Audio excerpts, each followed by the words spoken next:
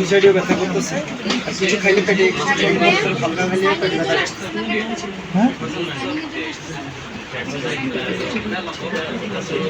আমি আগে তো একটা করে এটা শাড়ি